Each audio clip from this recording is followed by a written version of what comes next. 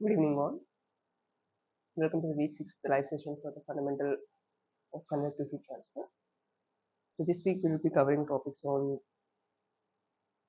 though in the last week we derived the governing equation for fully developed temperature profile and fully developed velocity profile as well. The velocity profile equations we have solved for parallel plate channel, and then we also solved for the case of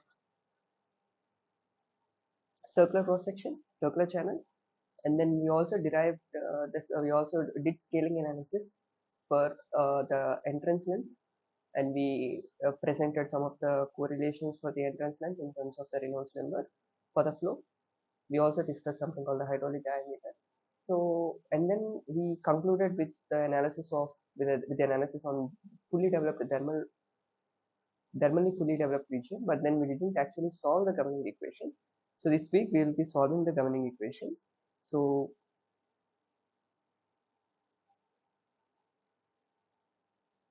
first we will start with something called a slug flow. So as if you recollect, to solve the energy equation, we have to know the velocity profile. Because the properties are constant, the momentum and the energy equations are decoupled from each other. First, we solve the momentum equation and we will get a velocity profile. And using that velocity profile, we will solve the energy equation to get the temperature profile. So we need some assumption for the velocity profile first, followed by the energy equation. So the first assumption for the velocity is the slug flow assumption, where the profile velocity is assumed to be uniform throughout the cross section, followed by a thermally fully developed region.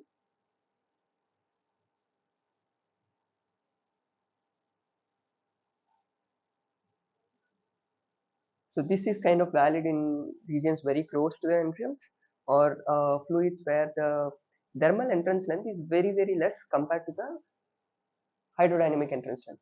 So in that case, the hydrodynamic boundary layer would not have been fully developed. So because it is not fully developed, we can assume it to be more or less uniform, and then we can use this assumption. This we will do for two different cases.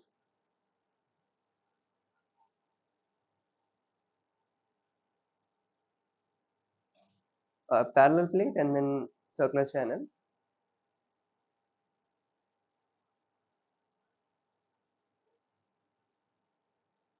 Once analysis is done, the usual objectives for any of such analysis is first we determine the Nusselt number, the heat transfer coefficient, or the Nusselt number, or the mean temperature. These are some of the quantities that we will be interested in, and we will be solving for those quantities in each of the flows that we will describe in this week. So this will be the first thing. So the next assumption is for more practical scenarios where you have a hydrodynamically fully developed flow. Instead of a slug flow assumption, what we will do is,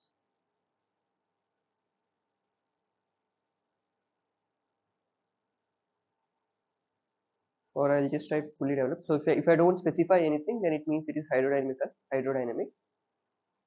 For thermal, we'll explicitly specify that is thermally fully developed. But I'll just put it in brackets.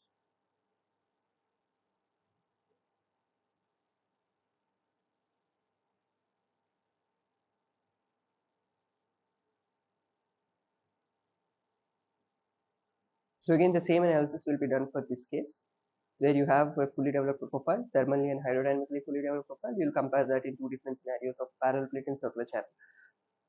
Now, and subsequently, the next discussion will be on the same case. This, in order to solve this, we'll again have two different kinds of boundary conditions. So both of the above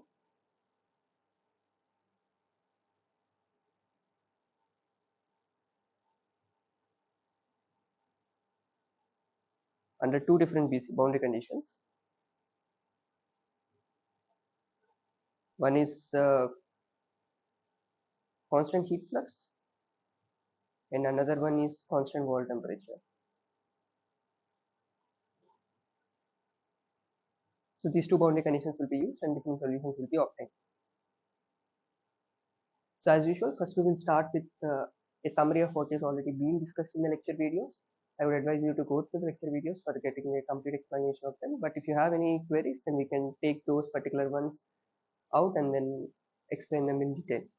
So the first one is a thermally fully developed laminar slug flow to parallel plate channel with uniform wall heat flux. So this is a schematic of the schematic describing the flow. So you have a parallel plate channel. The most important thing that people often make mistakes when doing problems is the consideration of this separation between the plates. So while deriving the equations, we have assumed the symmetry to be there. So we have something like this at x y equal to 0, and then we have the plate separation to be 2h instead of h. So keep this in mind. The same thing in the hydrodynamic case also, when we derive the steam friction coefficient or the friction factor, we have used h, but h is actually half the separation of the plates. So the assumptions for in this are we assume to be a 2D steady incompressible flow. How do we verify the validity of this assumption? So whenever we say assumptions, why are these assumptions is important? Is essentially because when you're trying to solve a real problem, no one will actually tell you that it is a parallel plate channel. So you will see some different case here. So for example, if you have, we will actually solve one problem like in this session where you will have consider your room that is open to some another room. Both rooms are maintained at different temperature, and then you have a door in between them. If the door is closed, there will be some small leakage or the small opening or gap on the top and bottom. So it is something like these rooms are there, and then you have a door, but obviously there will be some gap at top and bottom. And what happens because of that gap is some airflow happens or the air leakage happens from one room to another room and back. So things like that will happen. But here, and you are interested in finding what is the leakage that is happening, what is the net heat ingress that is happening because of this temperature difference. These are the types of questions you'll be interested in. So in order to solve such questions, you need to know what assumptions to be taken. So you need to verify whether these assumptions are valid in that particular case and then use the solutions that are already derived before. So the assumptions like 2D incompressible essentially means if the flow speeds is very less, then you can assume it to be incompressible. 2D is essentially possible when the width in the other direction is very high compared to this direction. And then you have laminar slug flow. Slug flow is when the velocity can be assumed to be constant throughout, as I said just before. This is valid when you have the entrance length, when you are in very near the entrance length, or this total length is very much smaller compared to the entrance length. Laminar, you can check that with the Reynolds number. You calculate the Reynolds number using the hydraulic diameter for this case. What would be the hydraulic diameter for this case?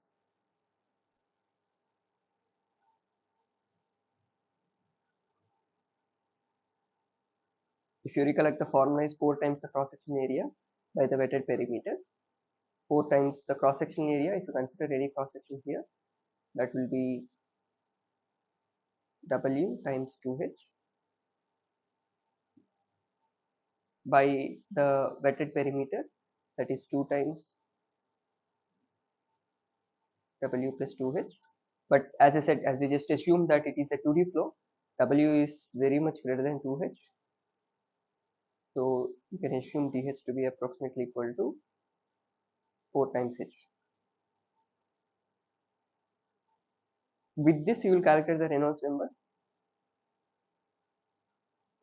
which is the mean flow times dH by nu, mean flow velocity times dH by nu, and then you will compare this with the transition number for that particular case. So for example, for this it may be 2300. This is a duct flow, so 2300 is the transition criteria. So you'll check if the Reynolds number is less than 2300, and if it is, then it is a laminar flow. The length of the channel is very much less than the entrance length, which will tell me that it is a slug flow assumption can be used. And I know the cross section and parallel plate. So even though in scenarios where these are not actually parallel, we can still use that under certain circumstances. And then comes other things like the constant properties. This is valid when the temperature temperature changes are very less and the fluid is kind of air or something. And then you have uniform wall heat flux. These are the two other assumptions. These are the boundary conditions that need to be taken care. So it can either be uniform wall heat flux or uniform temperature. Depending on your case, you have to take the appropriate assumption and use appropriate correlation.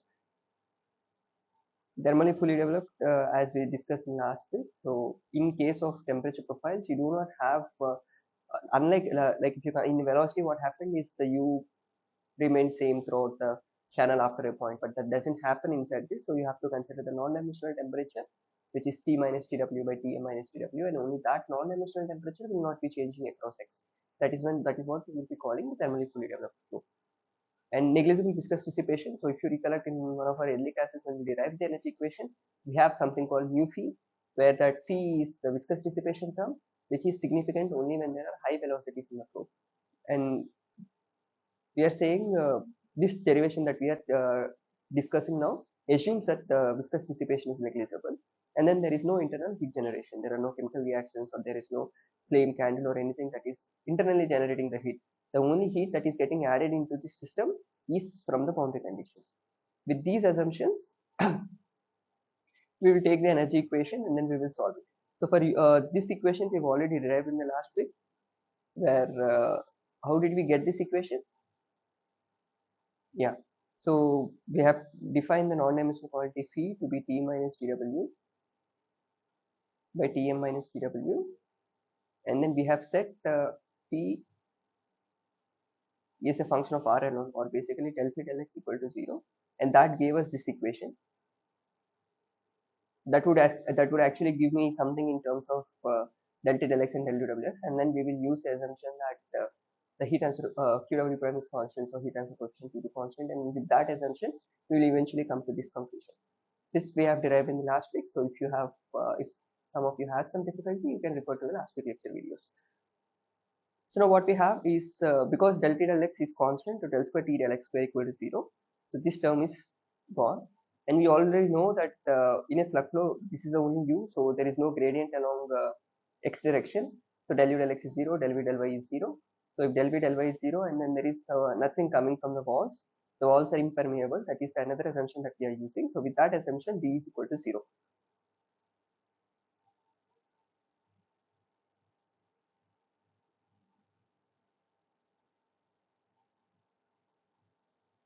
But there could be scenarios where you have some porous walls here, or there could be some channels through which you are actually sending in fluid with a specified V, then the conditions will be different.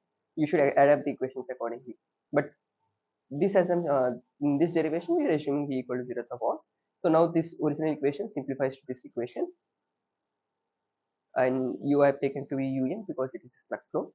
So this is a constant now. So all we have to do is solve this equation. This is a straightforward one. Del T del x is actually constant. It's dt and dx. So this is the entire thing is constant. So this is the second order partial difference equation, which you can directly solve. And then we have to use the boundary conditions to obtain the current. The boundary conditions are one, this is symmetric, and at the walls we are assuming it to be wall temperature Tw, which is at an unknown. So when we solve in this particular way, we still have Tw of x to be unknown. The actual boundary condition is the Qw prime that is provided at the wall. So once you substitute Tw prime, get T, and then use the Fourier's law, that is k del T del x, sorry, k del T del y equal to Qw prime, and that should give us the value of the other constant. At y equal to h, you use this particular equation, and then from that you will determine the constant, and you can get the entire expression for Tw. So Te is provided by this expression. So you can see this is parabolic plus some function of x.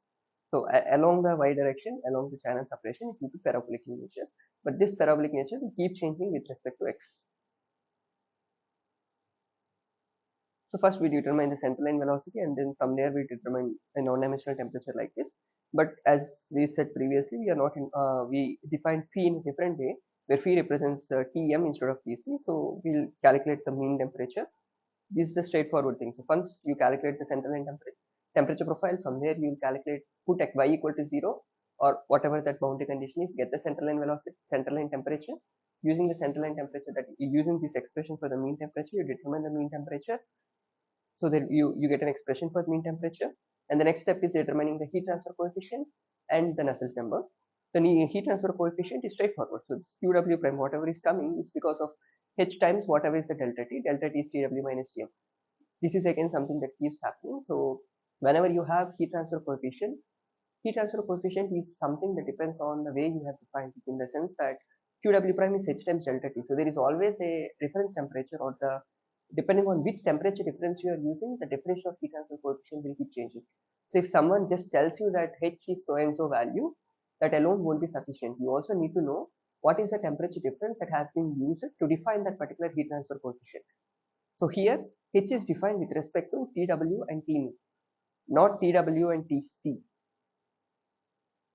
So this happened in last year as well. One of them have actually done some simulation using CFD, and then he was trying to validate his model.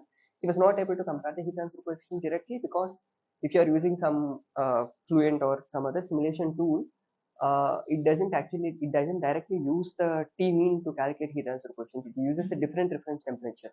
So you have to account for that to validate your models accordingly. So keep in mind that H is defined here with respect to TW minus Tm. This is an important parameter. And from there we get obtain H as this. So the most important thing here that you have to see is the H is inversely proportional to the suppression. So if the suppression increases, the heat transfer coefficient decreases, right? But if you recollect, when we were deriving this equation for the friction factor, if you see, the friction factor is also inversely related with H. So the friction factor, in this case, because this is a parallel plate channel flow, so there is a pressure difference that has to be applied to drive the flow. So that is why I am calling it friction factor instead of the skin friction. Skin friction is something else. Friction factor is that tells you how much delta P you have to maintain to drive this flow across the channel. So that friction factor is also inversely proportional to H. So as H increases, your friction factor decreases, which means the amount of delta P that you have to keep decreases, which proportionally means that the amount of power required to drive the fluid across the channel will also reduce. So you can see the relation here. So if the suppression increases, the heat transfer coefficient decreases, also the pumping power decreases. So there is some trade-off or between these two quantities. Hence, you have to do some kind of an optimization to finally determine what is the appropriate spacing for this particular case, depending on whatever is your QW prime and whatever is your inlet and outlet conditions or whatever your application is. So once I determine the value of which, calculating Nusselt number is straightforward. So as we defined before, Nusselt number is defined with respect to the hydraulic diameter, so which is 4h in this case. So that is coming to a constant value of 1. This we discussed even last week. So when we did the order of the scaling analysis, we understood that the Nusselt number will be constant. Similarly, heat transfer coefficient will be constant, and these constant values are given by these terms.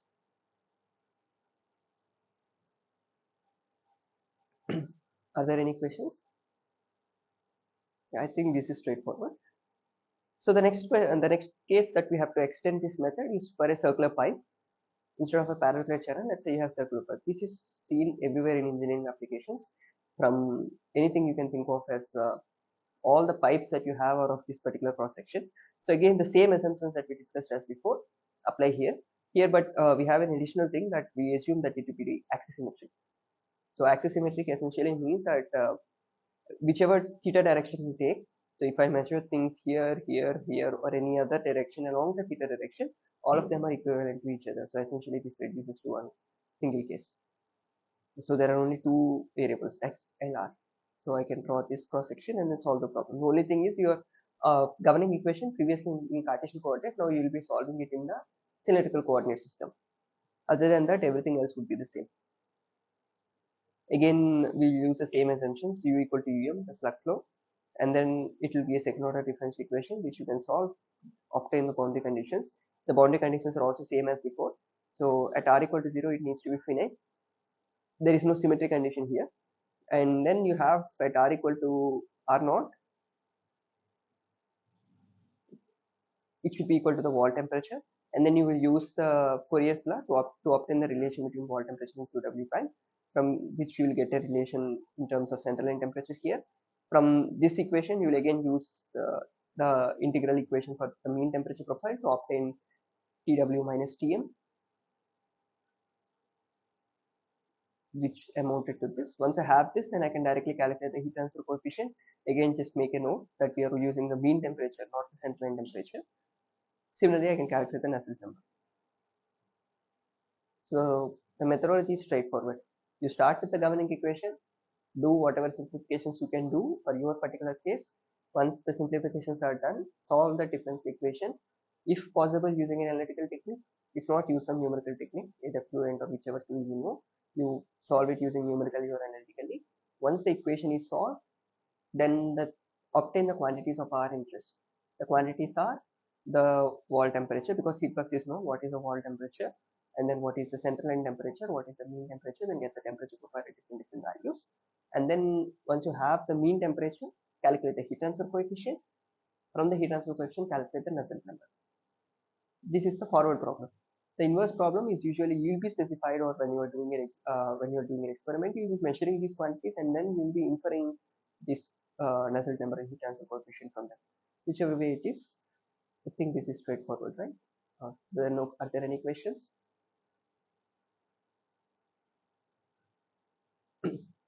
Cool. Okay, now we'll move on to the next case. So instead of slug flow, in reality we'll have a hydrodynamically fully developed flow. Okay, maybe I should have uh, drawn a fully developed profile here.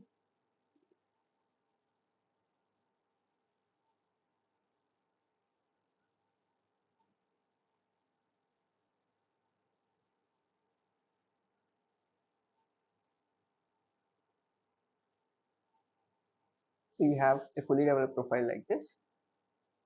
The questions, the assumptions are all same, except that previously there is slug flow. Now this is going to be hydrodynamically fully developed laminar flow. So the equations are all the same. The only difference is when you are substituting, previously what we have done is we have taken u to be equal to um, but now we will be replacing that with the corresponding profile, fully developed profile that we solved in the last week. So okay, this keeps repeating.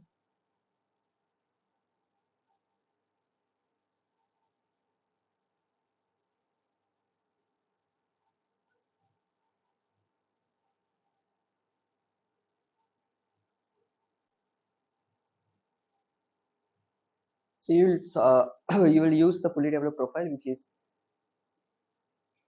this 1 minus y 1 minus y square by h square, or basically this one is the velocity profile that you will be using.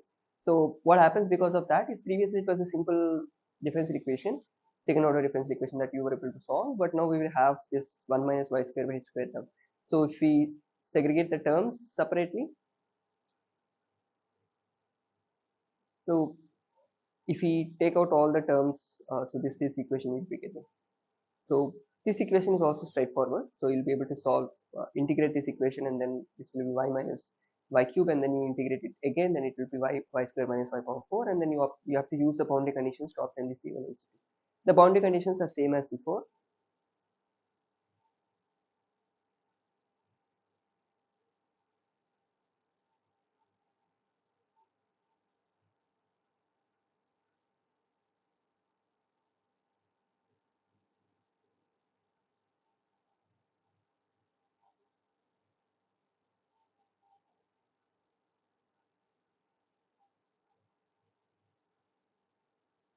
Sorry for the mistake. I will just correct this. So the boundary conditions are same as before. You have the symmetry at y equal to 0, and then you have at y equal to h, the wall temperature should be equal to the temperature of the fluid. So with these two conditions, you will be able to solve the problem.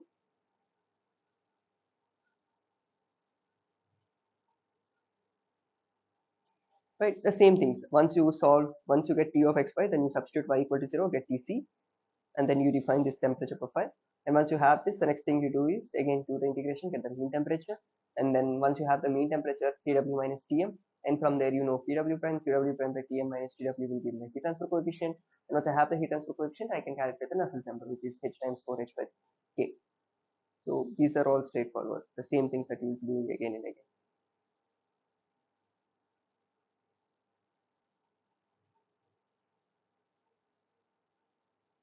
Are there any questions in this? So this is a bit involved mathematics here, but now I think you have all the tools that you can directly put it in Mathematica or something, or use symbolic in MATLAB to solve this integration, or you can put it in your normal scientific calculator as well. But just make sure that the U that you are using is the fully developed profile instead of the slug flow. It's the only thing that you have to take care of. This solving this is straightforward now. You can use any symbolic software now to actually solve this equation, and that will give you this result. So Now that we are done with the parallel plate channel, the next case is, yeah, we have to solve for the circular channel.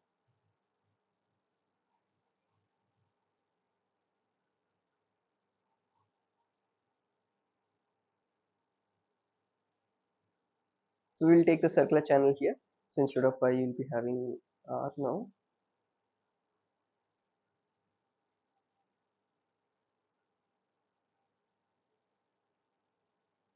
So the governing equation will be using the cylindrical coordinate system. Again, we assume that it's an axisymmetric case.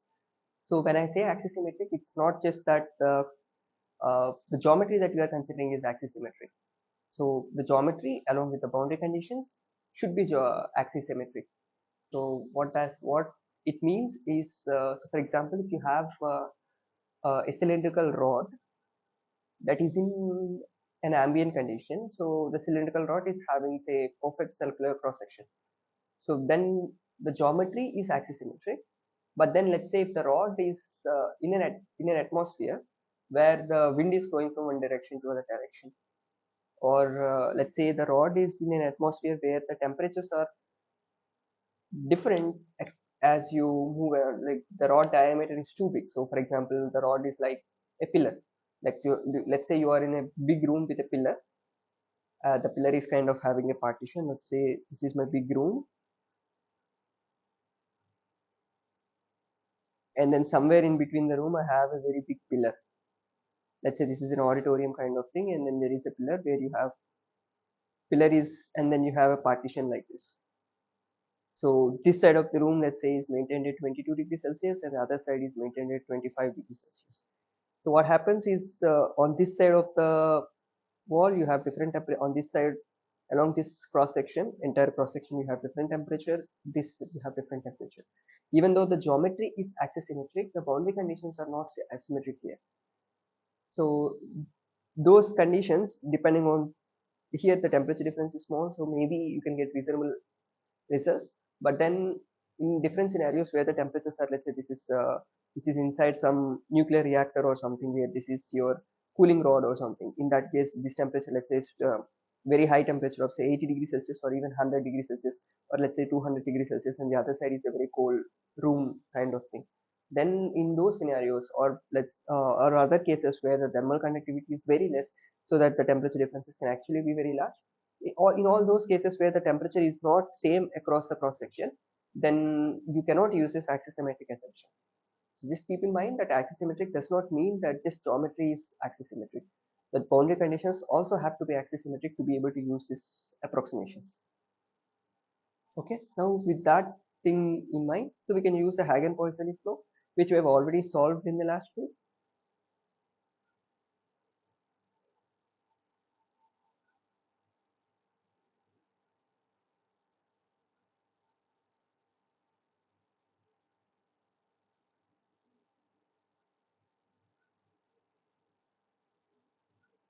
We can use the Hagen-Poisson equation, which you derived last week directly here, and then everything else remains the same. So now we have to solve this equation. If you just rearrange it, so this is the equation that we will be solving. This is again a second order equation, so all you have to do is to just take out the other side, integrate, do twice integration, and then you'll get t as a function of x comma r, and then you use the appropriate boundary conditions.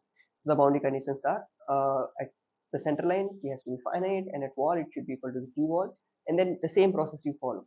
Then you will get t as a function of x comma r, and then you use the Fourier's law to relate TW with QW prime, then you will get T in terms of TW and some constants. And the next step would be obtaining the centerline temperature, substitute R equal to 0, you will get the centerline temperature, and then you do the integration, get the mean temperature TW minus TM, and then you know that QW prime, so QW prime by TW minus TM will give you the heat transfer coefficient, then you will get the Nusselt number. The process is straightforward. So I'm skipping the math here, just because this kind of people would have already been familiar with this integration and stuff, so I'm skipping this part. You can do it in your free time later. So this would be the equation for that. So the heat transfer coefficient and Nusselt number are given by these equations.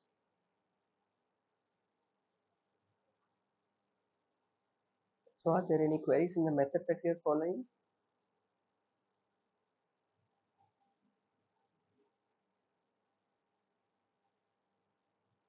Okay, I hope everyone is clear on this. So in summary, so when we derived with the slug flow, we got the Nusselt number to be 12 and 8. But the same when we derived for the case of fully developed flow, we obtained around 8.24 and 4.36. So you can see that the values of Nusselt number have significantly reduced. So if you recollect, what does Nusselt number signify?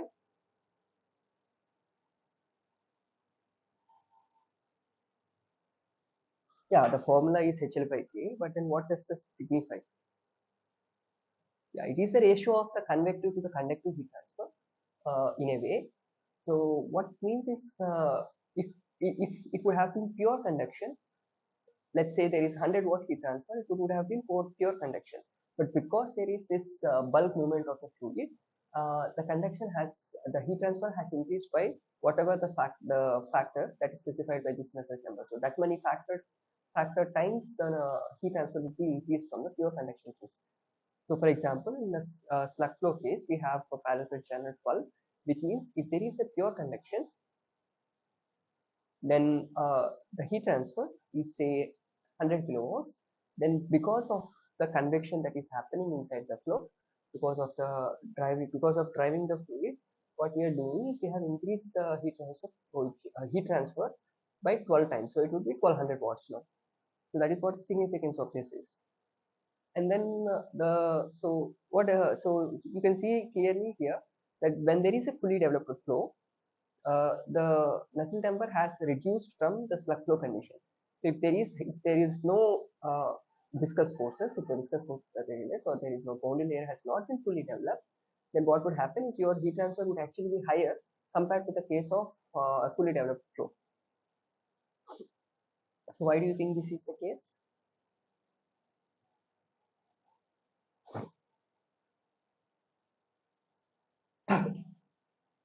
Yeah. So as you can imagine that because of the viscous forces, what is happening is velocity is actually reducing near the walls. So the convection component is kind of reduced in the bulk, reduced near the walls, and that kind of reduces the amount of convection that is available. So yeah, there is less mixing, and you have lesser heat transfer coefficient.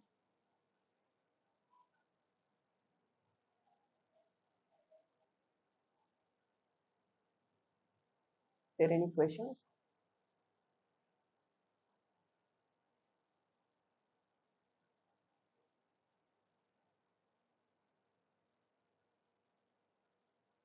Yes, there are no questions. Then we'll move on to the next case of different boundary condition here. Now we will take the constant wall temperature case instead of the heat flux. So the main challenge here, or the main important assumption that we will be considering here, in addition to whatever we are doing in the previous case, is previously we have the criteria that del P del X is constant. From like whatever we define as P, we obtain del P del X equal to 0 for a fully developed flow, and from there we obtain del P del X is equal to some function of QW prime which is constant. So we are able to directly eliminate del square T del X square. But in this particular scenario, that particular assumption does not hold because for constant wall temperature we do not have del T del X equal to constant. So we cannot say comment directly on saying that del square T del X square equal to 0. So what we argue now here is we still want like simplification to be there. Like in order to be able to solve this analytically, we need uh, we need to have the entire temperature as a function of only one variable. Only then we will be able to solve it analytically.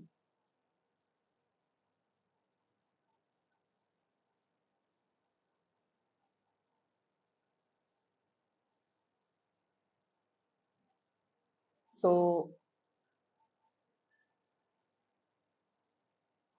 this is the assumption that we'll be taking from here. So we will say del square T del X square is very small, which is true when you have negligible axial heat conduction. Axial heat conduction is basically the heat conduction happening along the wall. So along the wall, you'll have some heat conduction, which we are saying is negligible. This can be true when you have highly thermally conductive plates, or you can have some kind of media where the this thickness of the walls is very small. When the thickness of the walls is very small, what happens is entire heat transfer can be assumed to be 1D, and it will happen only along the thickness direction compared to the other two dimensions. These are different scenarios where the conduction along the axial direction can actually be neglected. And that is when this del square t del x square term will be close to 0, and then we'll have the same equation as we had before. So now the only thing is previously we were able to solve directly in this, but now we cannot directly solve with like this equation. Like this del t del x was previously constant, so we were able to solve this governing equation. We were able to solve this as a second order differential equation, which is not true now. So what we do now is we define a new variable theta as t minus tw by tc minus tw. Again, we assume that theta is only function of phi and it is not changing along the x direction and under the specific case of the Bernoulli Fourier flow condition. And then we'll write del t del x in terms of dtc by dx, where dtc is only function of x. So I'll be able to segregate terms into terms that are only function of x and terms that are only function of y.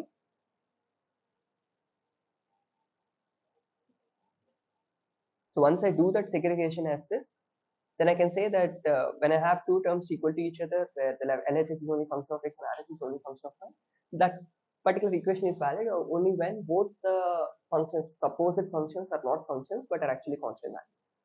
So only under that assumption, this particular equation will hold true.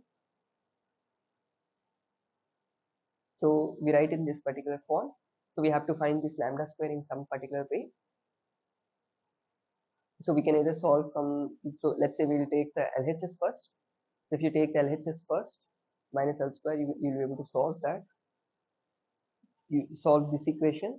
This is very similar. So this is similar to your DTC TC, and then you have a TC here, so that will be a long term, and then you will get TC as TW plus C into exponential of this. This is very similar that we got even before when we were discussing. So we, the wall temperature will, if you recollect, when we were kind of doing the scaling analysis, at that point itself we were able to comment on this. Right? When you have a constant wall temperature TW, then but then we said that this is mean temperature, but now we got to know that even the central line temperature will vary in the same fashion, that it will exponentially be eventually reach the TW temperature. As x star tends to infinite, then you'll eventually get the TC equal to TW.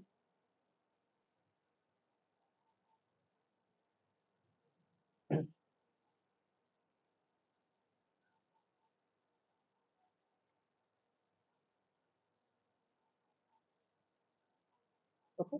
Now for the other part of the equation, for the y equation, again this we are not able to solve directly because, see, as you can see that the solution of this equation is a function of lambda.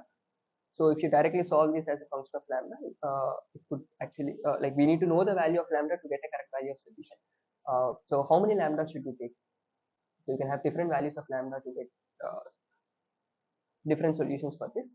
So there, what we use the power series technique, where we write theta as a function of as a power series expansion in terms of y star, and then we'll substitute that back, get these coefficients in terms of lambda.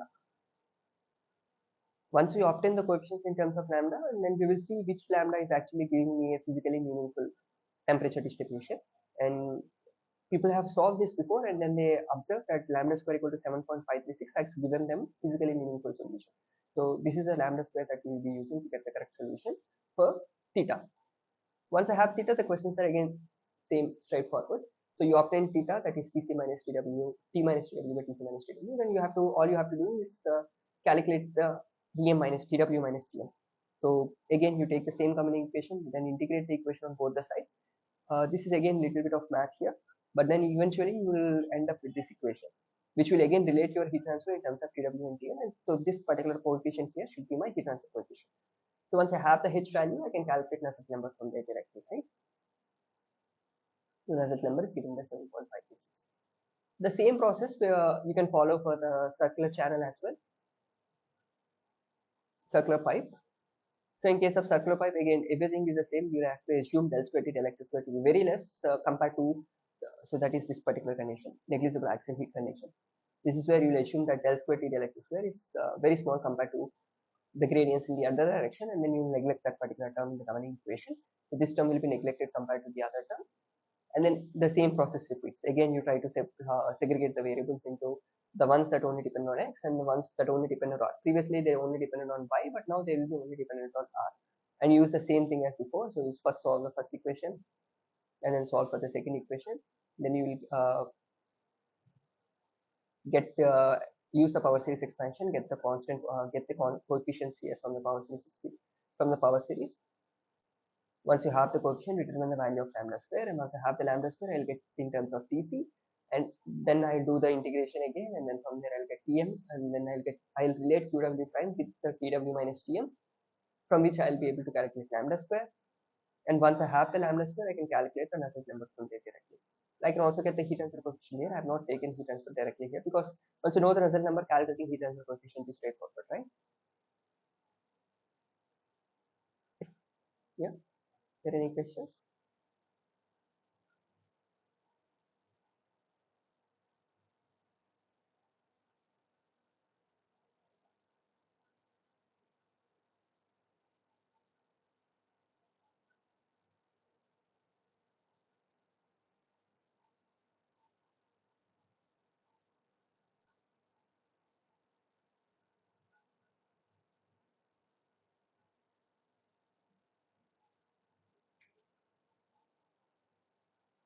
Okay.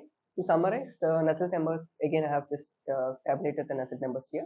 So for a uniform heat flux case, we have the Nusselt number to be 8.24, and uniform boil temperature we have it around 7.54. And for circular channel, parallel plate and circular channel cases. So again, you can see the Nusselt number in case of uniform heat flux is higher than the wall temperature case. This, again, you can see, you can intuitively understand that in case of uniform wall heat flux, what is happening is your wall temperature is keep on increasing. So as the temperature increases, the temperature difference will also increase, and the net heat transfer would actually be higher compared to the constant wall temperature case. Okay. Are there any questions?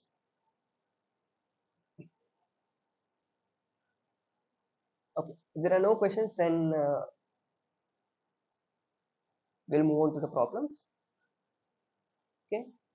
I'll wait for some time so you can quickly go through the problem and solve it. So there is a water stream that is heated in a fully developed flow through a pipe with uniform wall heat flux at the wall. The flow rate is given specified as m dot equal to 10 gram per second, and the heat flux is 0.1 watt per square centimeters. And the radius of the pipe is given as 1 centimeter. The properties of water are, take the density to be 1 gram per cubic centimeter. The dynamic viscosity is 0.01 gram per, so it's not centimeter cube, it would be gram per centimeter second. And the thermal conductivity is 0.006 watt per centimeter second. You are required to find the temperature difference between the wall and the bulk mean fluid temperature. So that is Tw minus T or Tm minus Tw. Yeah, the question clear?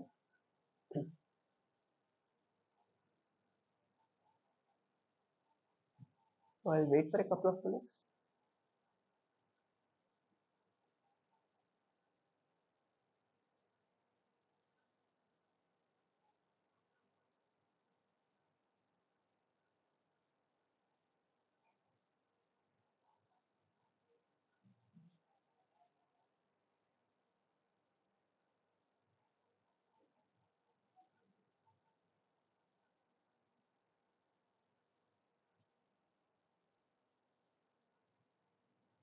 Before trying to solve the problem, let's have a layout of what we are trying to do. So the idea is to calculate Tw minus Tm, which is Qw prime wall.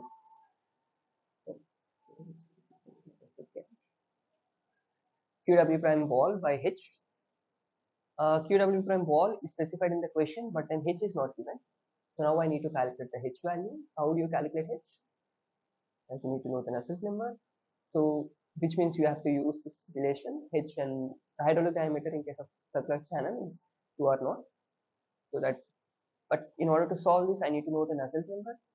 How do you get Nusselt number? That depends on some correlation. Depending on the type of flow, the correlation will again change. So now we have to know what kind of flow we are in.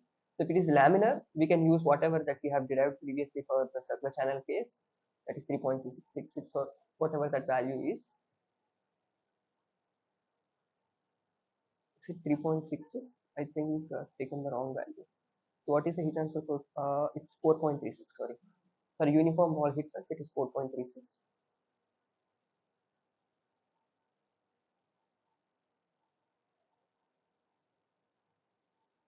But this is valid only if it is a laminar case, so which means first you have to calculate the Reynolds number and see whether it is less than 2300 or not. If it is not, then you have to use a different correlation, which we will discuss a little later.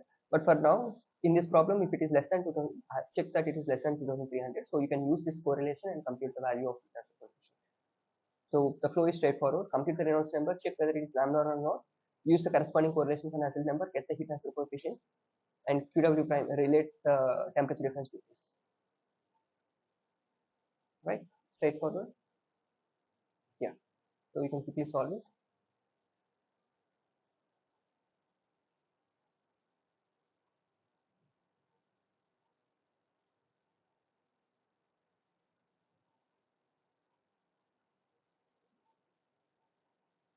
Right, I'm getting Reynolds number around 36.6, which is less than 2300, so it is an laminar flow.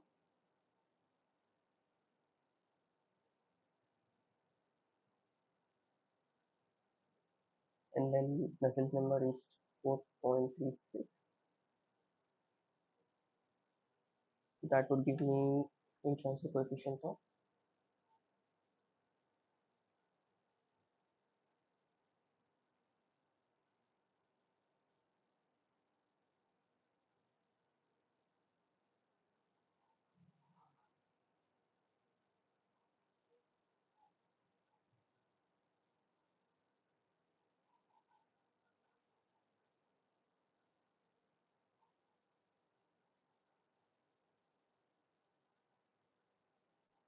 okay.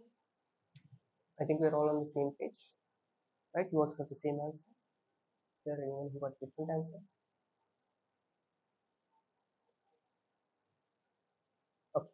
So if everyone is on the same page, then we'll move on to the next problem. So a water chiller passes a stream of 0.1 kg per second through a pipe immersed in a bath containing a mixture of crushed ice and water. So because we are saying that, again, as we discussed previously, the constant wall temperature can occur in different scenarios where you have a highly thermally conductive material, or you can have a scenario where uh, you are immersing it in some kind of a phase change material like ice plus water or some phase change material. So during phase change, the temperature will be maintained constant. So in that case, you can consider the wall temperature to be constant. This particular problem is in that case. So the original or the inlet temperature of the stream is specified as 40 degrees Celsius, and the specific heat of water is 4.182 joule per gram Kelvin. If the effectiveness of the heat exchanger is 0.85, calculate the outlet temperature of the stream. So the inlet temperature is given as 40 Celsius, and the specific heat and wall temperature postulated specified. So you're asked to find the outlet temperature. Not sure how many of you are familiar with the term of effectiveness. So effectiveness is basically defined as Q by Q max. Q max is the maximum amount of heat that could be transferred. So Q is m naught CP T out minus T. That is the actual case. And now Q max is what is the theoretical maximum T that it can go to. The theoretical is if the temperature stream is at 40, what will happen eventually is the entire stream becoming 0 degrees Celsius. That is the theoretical case. So you would take that as the limiting case, and then the ratio of T out minus T with respect to TW minus T. This is what we call the effectiveness. So you can calculate T out using this relation. Yeah, so this is straightforward. You can directly substitute the values and tell me what's the value of T out.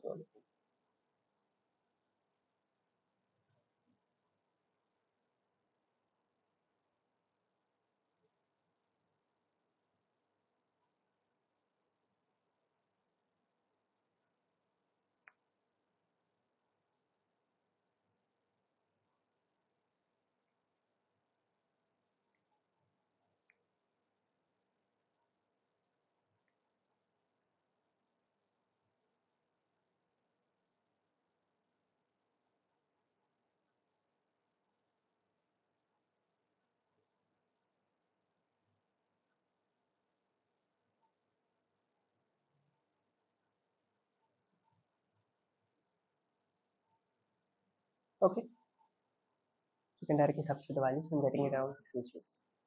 So now that you know the T out, the next question would be straightforward to you. So I would be asking, what is the next heat transfer? What is the actual heat transfer that is happening in this case? This is straightforward, right? Yeah, you know T out, so you have to just do m dot C to T out minus T, and that should give you the heat transfer. So I'm getting around 14.2 kilowatts. So this is 85% of whatever is theoretically possible. What is the theoretical limit that we'll be having?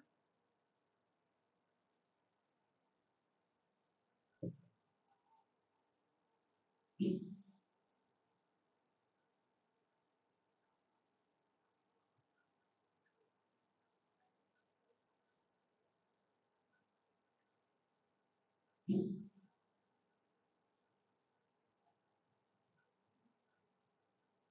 the question now is why is the effectiveness less than whatever? So why is the heat transfer less than this whatever theoretical limit that we have specified?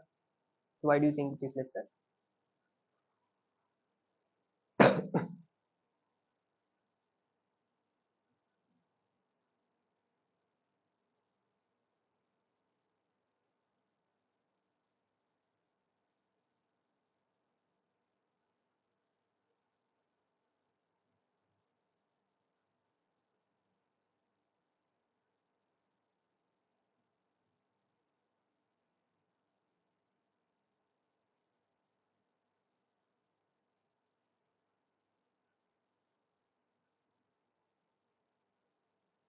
So if you recollect, the temperature distribution is following kind of an exponential pattern that we have.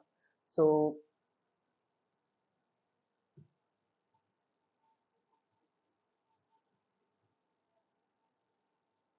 so if I were to say this is the x that we are having and this is the temperature. So the wall temperature, okay, in this case, wall temperature is 0 and the inlet temperature is say 40 degrees Celsius or whatever is some higher temperature. So it will follow some exponential distribution and then these two becoming equal will happen only at very large length. So which means you would have to use a very long pipe to get a very high effectiveness. In this particular case, if it is a straight pipe or something, obviously we will use different other configurations in heat exchangers to get higher effectiveness. But the idea is this: so you need a very longer pipe to actually get a very higher effectiveness. So we were able to get 85% of it with a given length. So the next question, if you see, is the same problem. So if what we do is, let's say instead of trying to if I reduce the diameter, what would happen? This I think you'll be able to answer directly. So if I reduce diameter, what would happen to my Nusselt number? Or basically, let's say the heat transfer coefficient is inversely related with this T. So in order to get the same amount of effectiveness, what should I do? Is again use the same relation. So if you reduce this, then increase the length accordingly, so that you will get the same heat transfer area.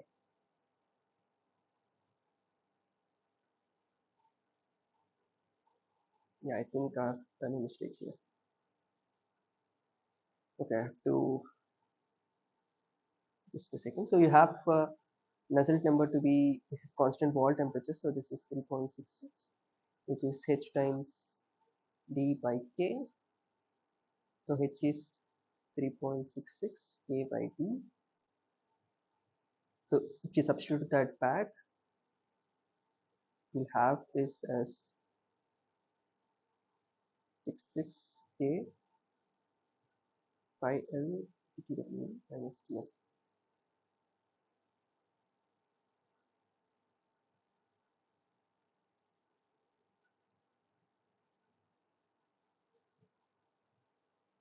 So what can I comment on TW minus TM?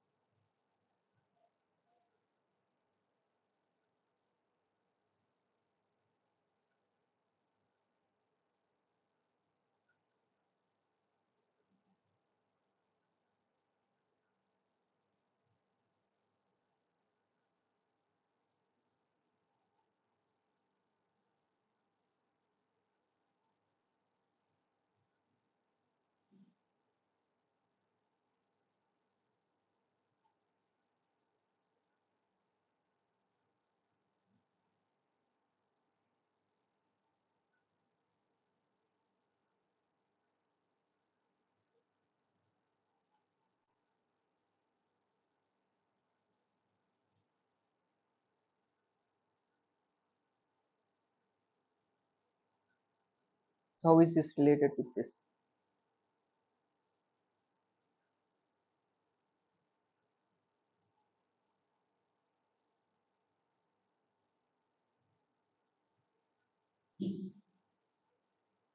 Maybe I'll just show you the expression first.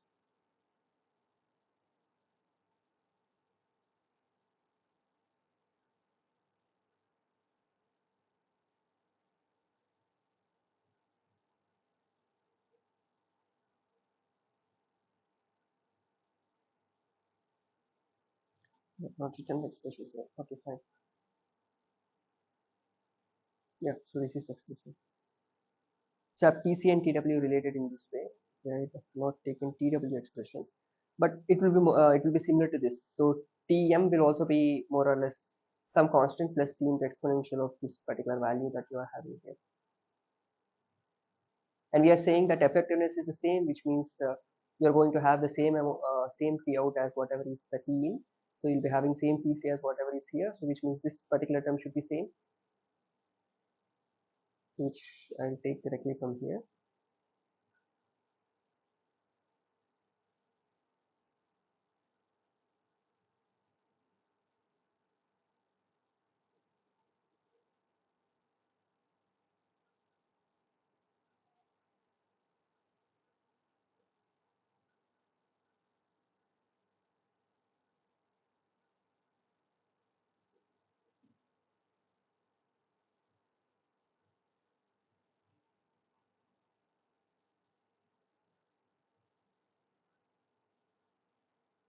If we take out these terms, lambda square is again a constant. Prandtl number is a constant, so we have this to be equal to constant. So x star by RED is constant. You can use that directly.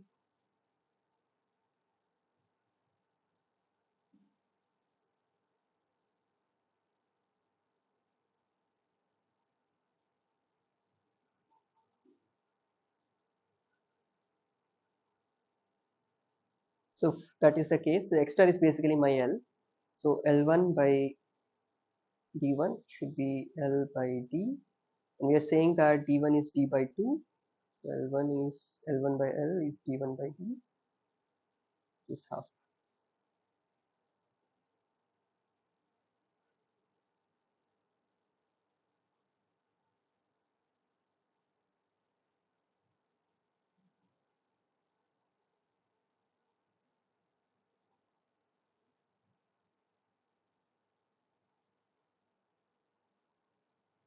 So what would this mean? Yeah, so in order to get the same effectiveness, if you have reduced the pipe diameter by half, then your length should also be half. So, but then what would change is if because your diameter has reduced, your friction will actually be higher than what was before. So, if you are giving the same power input, then the mass flow rate that you'll be getting would actually be reduced compared to the previous one. Because the mass flow rate has reduced, your overall heat transfer will actually be affected by it. So, the overall heat transfer will also reduce. So, what would happen is since D is half, this would imply F will also, these are inversely related. F is the friction factor will increase. So m dot decreases for same power input,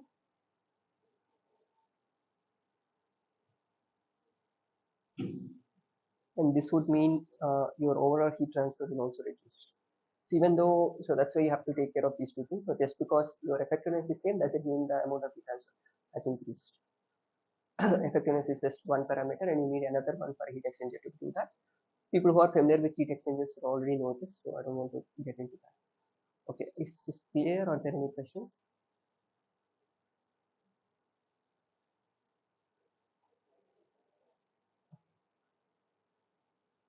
Now in case we'll take another problem where you have the one that I started out today with. So you have a room with two different cold room and a warm room, different temperatures, different densities, different pressures.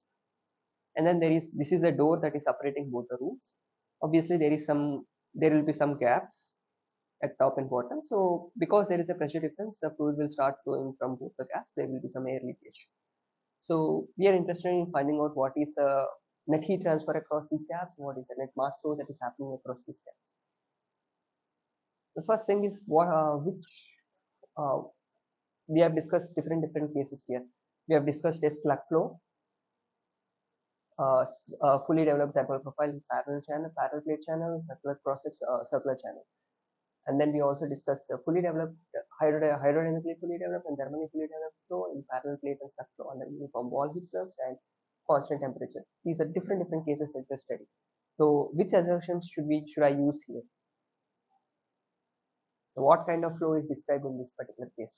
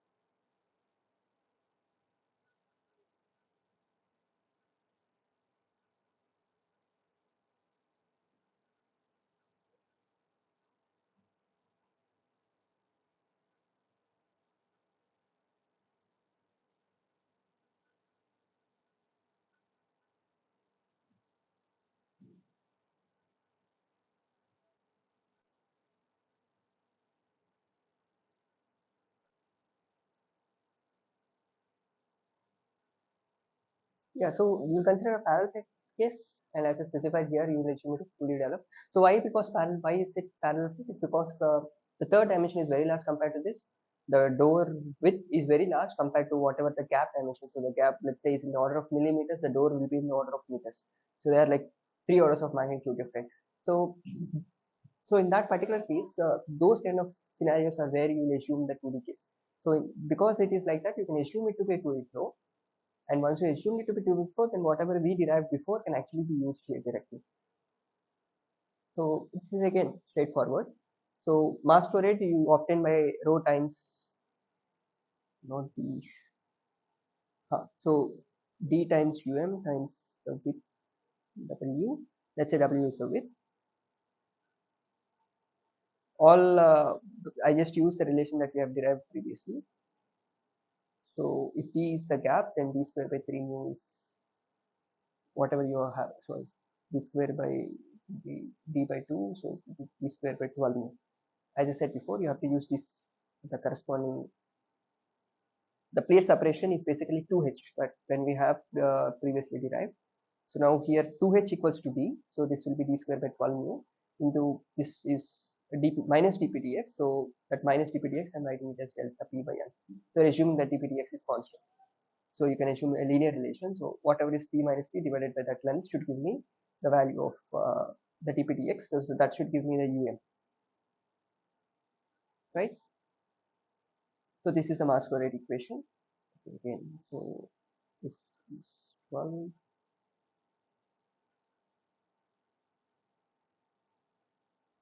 right? The only question now is how do I compute delta P? So what happens is if you do the net force balance on this, so there shouldn't be any net external force, otherwise the door will be staying there. Or you would say that there is some hinge or something, because there is a hinge, if there is a net force that is acting on it, then the door will either move left or right, or it will actually rotate here and there. Let's assume that this door is not locked or anything, and still it remains like that, so that the average pressure on both the sides is the same.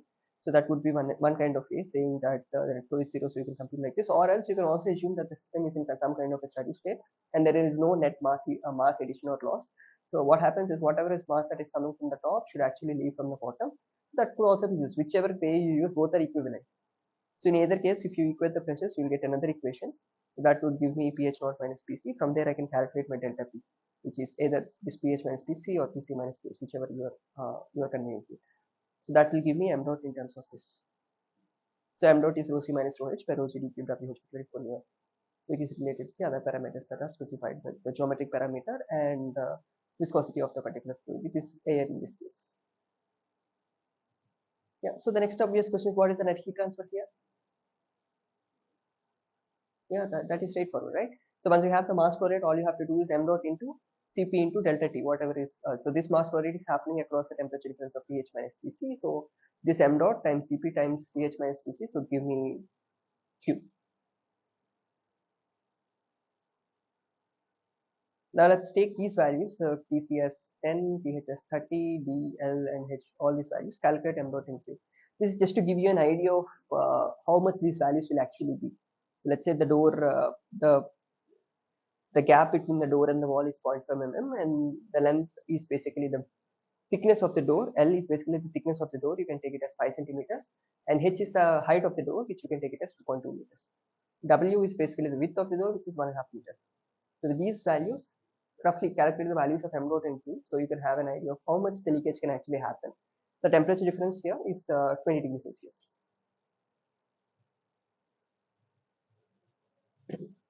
Yeah, for density, you can, let's say, you can use Business approximation, which basically says that, so for those of you who are not familiar with it, so you can assume density to be rho naught into 1 minus beta times T minus T naught.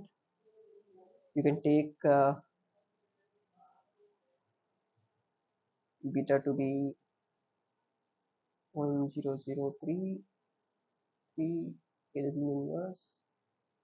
Take T naught to be 300 Kelvin. And then what else do you need? You also need rho naught of here. Take rho naught to be 1.164.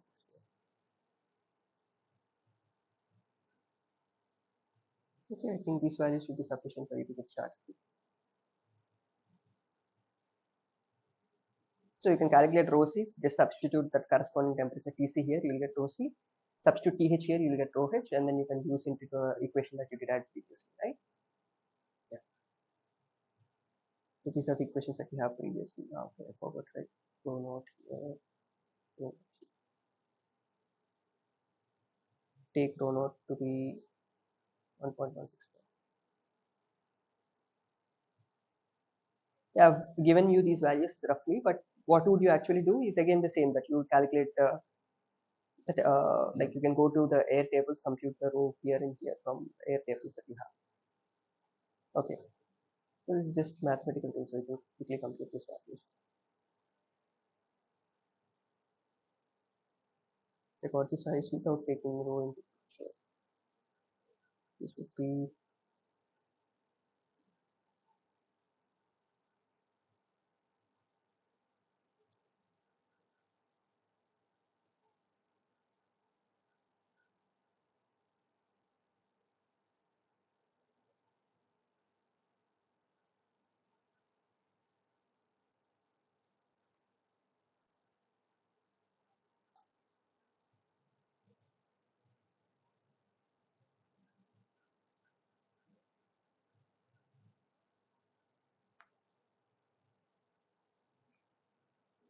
right. Are you also getting the same answer?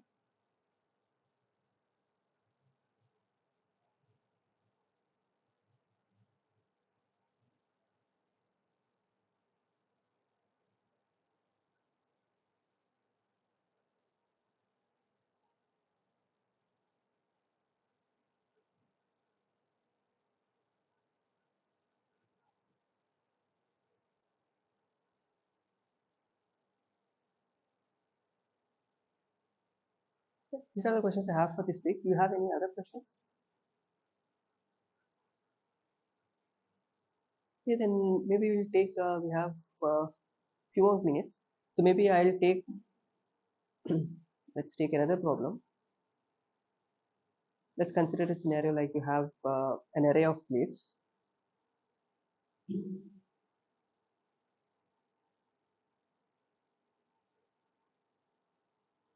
These are the fixed ones, and then you have to put some plates in between. So like you have some array of plates, and then some flow is happening from this side to this side. And then you are required to find, let's say, the total heat transfer rate. If you're assuming it to be fully developed, laminar, hydrodynamical and thermally fully developed, yeah, it is the hydrodynamical and thermally fully developed and laminar flow. Then you can calculate Q from this total. So let's say you have, because it has to be internal flow, I'm keeping these two as fixed. So the spacing, let's call it as B. And let's assume that the thickness is very small compared to the B that I am taking here.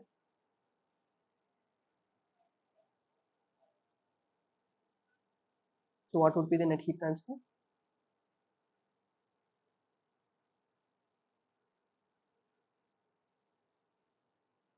So it is a fully, okay.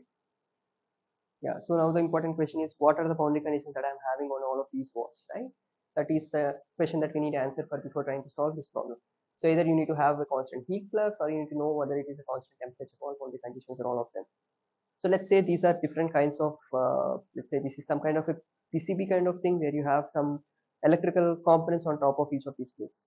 And let's, if for example, all of the plates are, if the heat generation rate is kind of, heat flux is constant across all of these plates. So there is a heat flux coming into this, there is a heat flux like this, like this.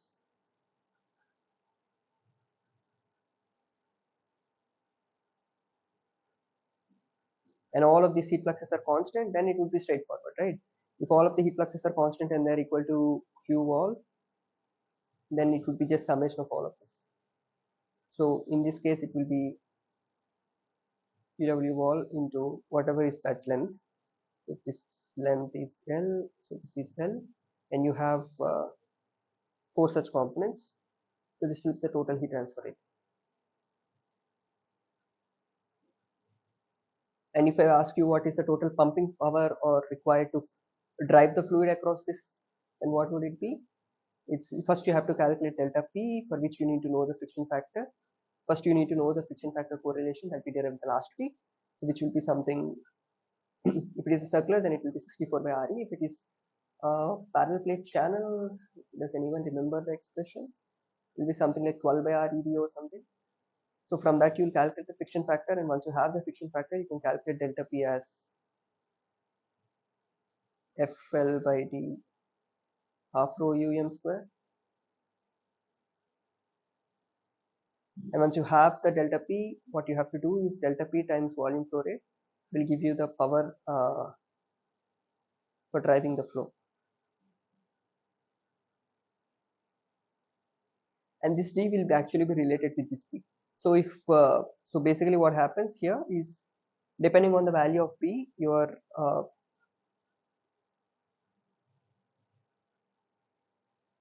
if D is very large, then the number of plates will actually reduce. So what you are trying to do now is, if you increase the B, then the number of plates that actually fit in between these two plates will actually reduce. So the total heat transfer rate will reduce, but delta P will also reduce. So your power consumption will also reduce. The other scenario, what could happen is, you reduce the spacing. So like basically you need more heat transfer, then you have to increase, instead of 4, let's say this is N. So if you have to increase the heat transfer rate, what would happen is you have to increase this N value. So if N increases, then the spacing between the plates will reduce. And if the spacing reduces, then delta P will actually increase, and your pumping power will also increase. Now we have to do an optimization where you specify one of your objective variable Y as this whatever Q divided by whatever, let's call this W, and then you take del Y by del B equal to 0. Or this could leave some problem, so you can also specify this as Q minus some constant lambda, some positive constant times W, where lambda is some positive quantity, and then you try to take del Y by del B equal to 0 and then solve for that particular equation. So you can take something like this, and from this you'll obtain whatever is the optimal spacing that you can get for that particular problem.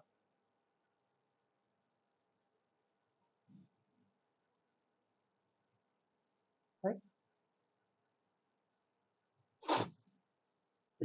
Okay. Are there any questions?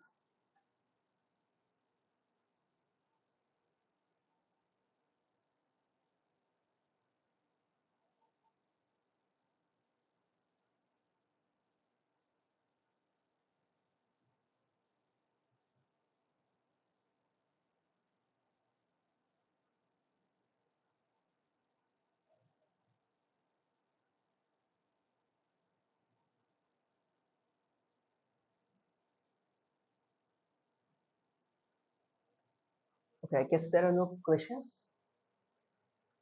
Then these are the problems I have for this week.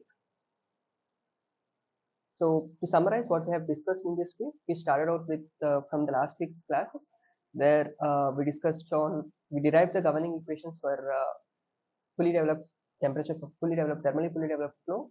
We have already obtained the solutions for the fully developed hydrodynamic case. And in this week, we started out with this slug flow case, slug flow assumption, where you have the constant velocity profile across the channel dimension. And then we solved this particular case and obtained the temperature profile, heat transfer coefficient, and Nusselt number. And similarly, we did the same for parallel plate channel and circular cross section.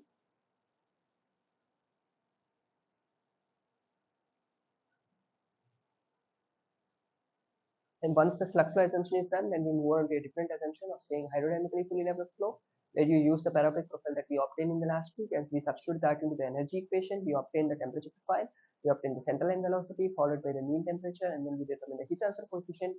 Once we have the heat transfer coefficient, using the hydraulic diameter, we define our Nusselt number. And we did this for both the parallel plate as well as the circular pipe under two different cases. And these are the summary of correlations that we had for fully developed versus slug flow. And both of these are for uniform wall heat flux. So the next case is, instead of uniform wall heat flux, you can have constant wall temperature profile. The main challenge in terms of constant wall temperature profile was, in previous case we have del T del X is equal to some constant, so del square T del X square term inside the energy equation was directly made equal to 0. But however, in case of wall constant wall temperature, that is not directly 0. So this is more restrictive in the sense that it has to be constant wall temperature and the axial convection has to be negligible, which is true only when you have very thin walls.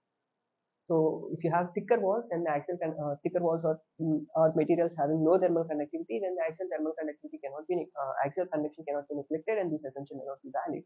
So the results that we are getting, that the Nusselt number is say 3.66 or 3.66, or in case of circular pipe, or 7.3 something. So for the parallel plate channel is not valid. That cannot be actually be used. Can actually give you more errors.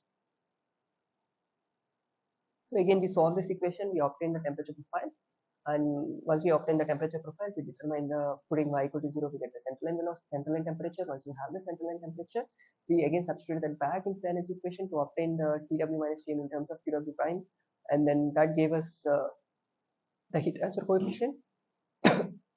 Once we have the heat transfer coefficient, we can compute the mean temperature at any the Nusselt number and the Nusselt number from the heat transfer coefficient in terms of the hydraulic diameter.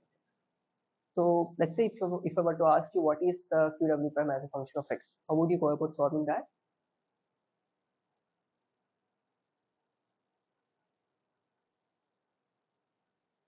Right. So in order to solve that particular problem, there you need to find Qw prime at any point. Qw prime is h times Tw minus Tm, and I need to know Tw minus Tm and Tw minus Tm are related in exponential way, which we have derived in the last week. Does anyone remember that? So this particular, how did you obtain this plot? We derived this in the last case. So if you recollect, so we have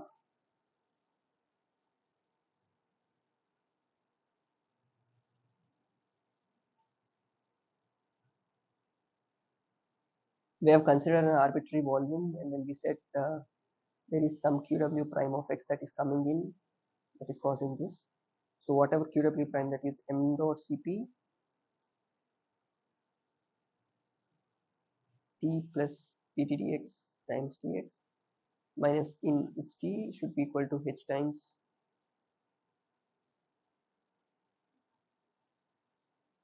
wall minus t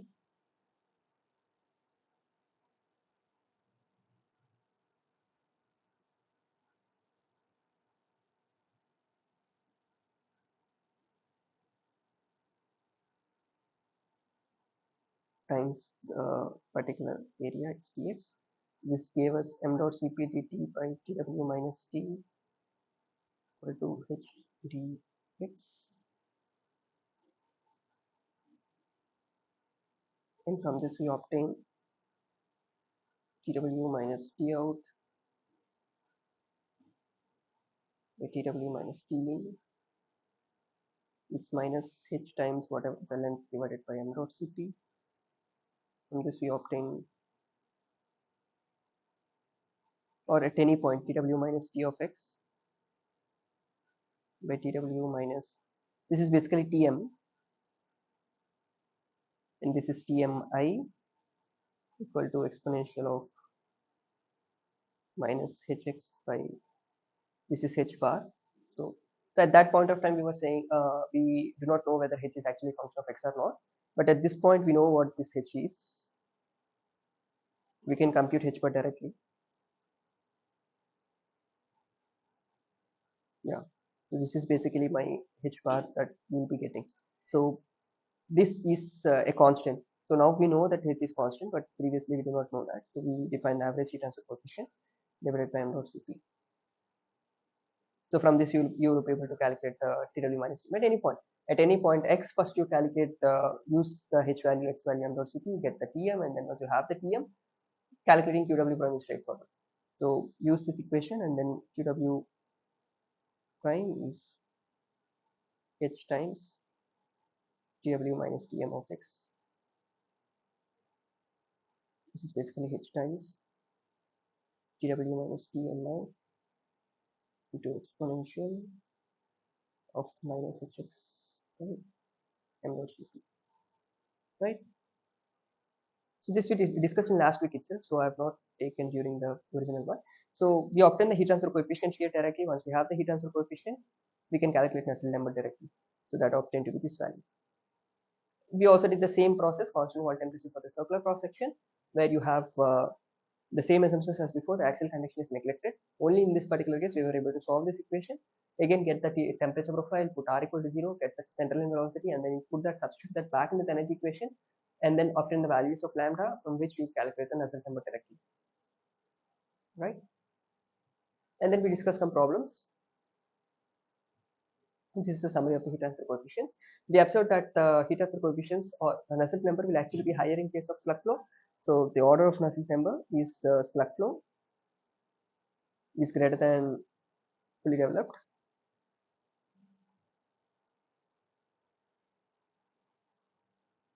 And we also have heat uniform wall heat flux. Let's use the notation. Nusselt number under uniform wall heat flux is higher than Nusselt number on our constant wall temperature, right? So these are some kind of conclusions that we came up with after doing this for this particular problem of a laminar fully developed no heat generation case. If you have heat generation, then these things could actually be different. So and then we solve some problems on estimating the heat transfer from isothermal case and uniform heat flux case as well. And we also solved a problem where you have to actually consider the parallel fluid flow and determine the m dot from that, which is something that we would have done in the last week itself. Okay, so yeah, this is what we have discussed in this week. If there are no further questions, then I think we can end the session for this week. Thank you for joining. We'll meet next week.